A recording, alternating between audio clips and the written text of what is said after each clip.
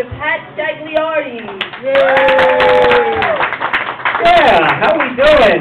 Can you folks hear me back there? Yeah. You can hear me? Good, good. Wow, look at this crowd. This is our second inaugural coffee book comedy. That's coffee shop comedy. That's what we call it. What a crowd. This is terrific.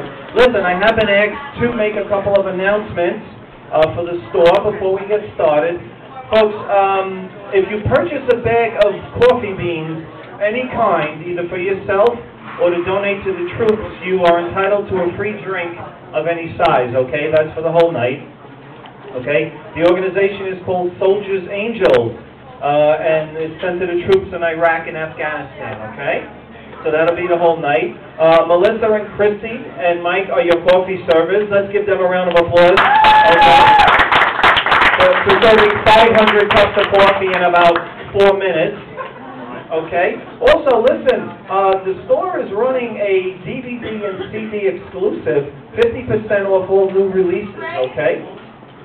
So by all means, take advantage of that. Well, I tell you, has anybody had to dial 411 lately? You know, to get a number? I had to do it today. What a horror story. Because now you have to deal with an automated voice recognition system. You actually, we actually have to talk back and forth to a recording. So it dials, welcome to Optimum. City and state, please.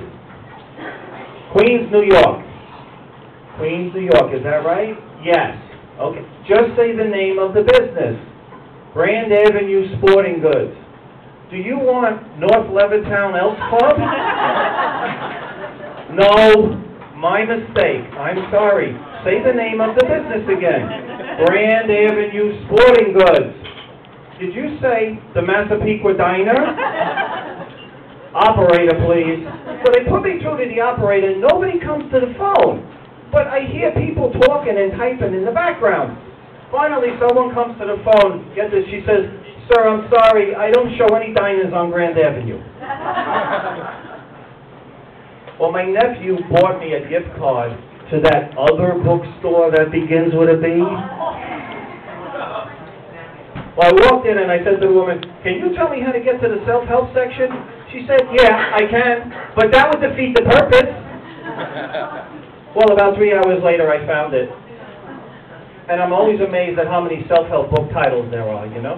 And I decided, I think I want to write a couple of follow-ups to some of these books. You know, like Men Love Women Who Love Themselves and Have Really Hot Girlfriends. How about this one? Act Like a Lady, Think Like a Man.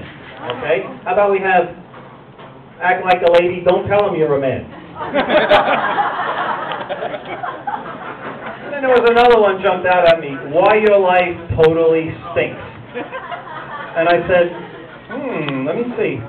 I'm in a bookstore. It's Saturday night. I still watch Star Trek. No date. No money. No job. How about a couple of titles I'd like to see but probably never will? Like The Idiot's Guide to Idiots.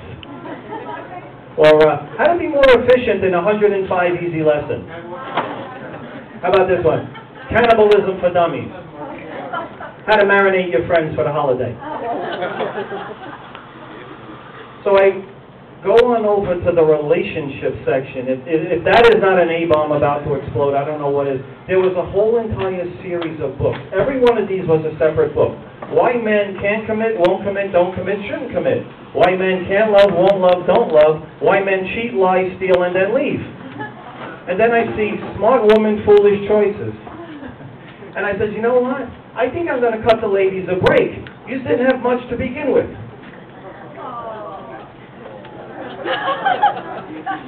You know, they say when you got a bad joke, just go by it. Okay. That's all right. But I get caught up in the self-help book trap. You know, every time I pick up one of these self-help books, I really think, like, it's going to cure my problems and find me a wife and, you know, make me blissfully happy, you know? And I sit there, I'm so paranoid about missing one word that I highlight, like, practically every single word, you know? By the time I'm done, it looks like the Verizon Yellow Pages. And I read, and I read, and I read, and I try and, you know, and I'm like, I can't wait until the author is going to tell me how to get happy. And I finally get to that point in the book, you know? And it says right there, I'm about to reveal my secret agenda, attitude, program, system, technique in my next book. We all right over there?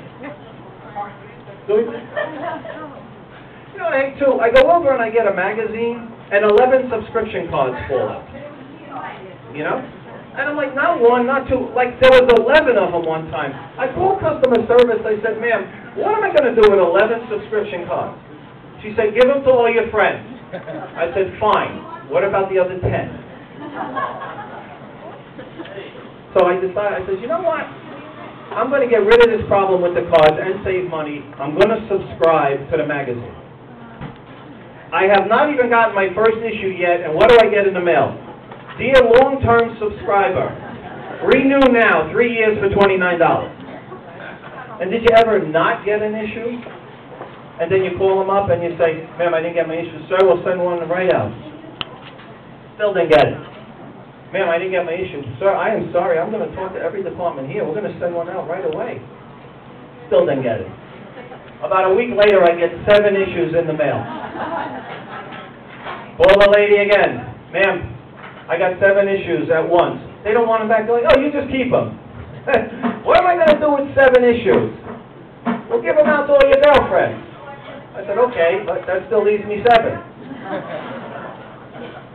Anyway, I'm going to be a little short this time because we have a couple of people coming up. Okay, your first comedian coming up has been in Borders and Governors. Okay, and he is going through a midlife crisis, so I'm asking everybody to please give him a little bit of love, okay, for Mr. Lex Beaker.